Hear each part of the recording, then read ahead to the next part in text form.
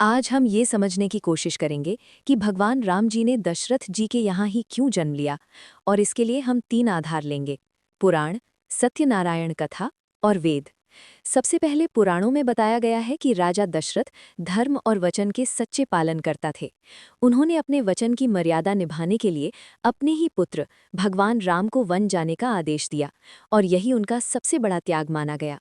अब सत्यनारायण कथा में एक प्रसंग आता है कि एक राजा ने पहले सत्यनारायण भगवान की कथा और व्रत का अपमान किया, लेकिन बाद में जब उसने पूर्ण श्रद्धा और नियम से सत्यनारायण व्रत किया तो भगवान उससे प्रसन्न हुए और उसे आशीर्वाद दिया कि अगले जन्म में वो एक महान राजा बनेगा और भगवान स्वयं उसके पुत्र रूप में जन्म लेंगे।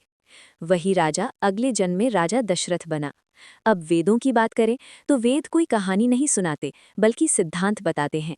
वेदों के अनुसार ईश्वर वही प्रकट होता है जहां सत्य, धर्म और वचन सर्वोपरि हों।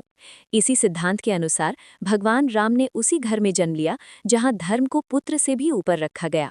इसलिए पुराण कथा बनाते हैं, सत्यनारायण कथा भक्ति और कर्म का फल दिखाती है, और वेद इस पूरे कारण को सिद्धांत रूप में प्रमाणित करते हैं।